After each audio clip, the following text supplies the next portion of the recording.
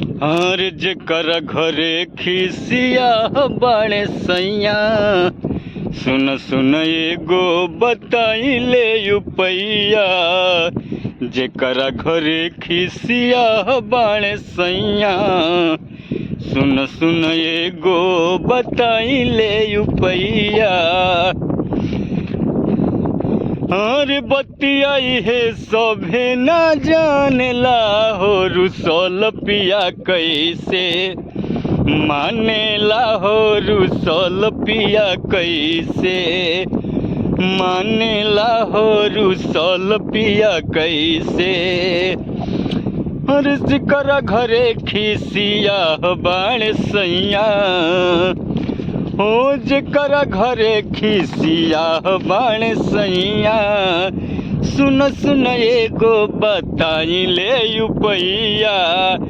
बतियाई है केहू ना जानेला हो, ना जानेला।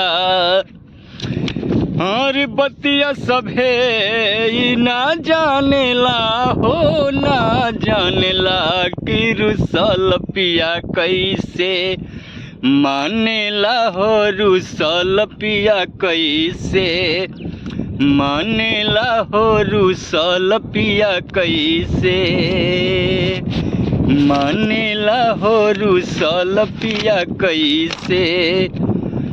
अरे पूनन बलमुआ बोले ले जब नाही, जिद पके बात मानवावे के न चाही। पूनन बलमुआ जदि बोले ले नाही, जिद पके बात मानवावे के न चाही। मुँह फेरी खाना जब मारेला, मुँह फेरी खाना जब मांगेला हो, रुसल पिया कैसे मानेला हो, रुसल पिया कैसे मानेला हो, रुसल पिया कैसे मानेला हो, रुसल पिया कैसे मानेला हो, रुसल पिया कैसे। मन जोग खाना बलम के बना के, चाहिए खियावल जब बेनिया डोला के। मन जोग खाना बलम के बना के, चाहिए खियावल जब बेनिया डोला के।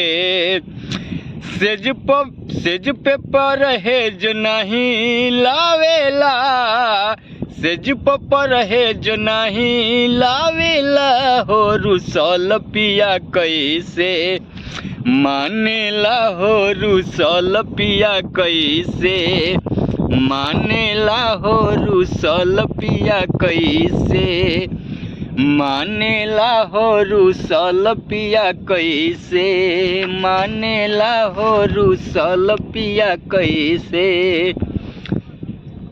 ए जी सुनतानी बात कहीं मुस्काई के, पियावा के मानल तेज देह ले लगाई के। ए जी सुनतानी बात कहीं मुस्काई के, पियावा के मना लो तेल देह में लगाई के। ए जी सुनतानी बात कहीं मुस्काई के, पियावा के मना लो देह में तेल लगाई के। दर्द का गीत समझावेला, दर्द का गीत समझावेला हो, रुसल पिया कैसे मानेला हो, रुसल पिया कैसे मानेला हो, रुसल पिया कैसे मानेला हो, रुसल पिया कैसे।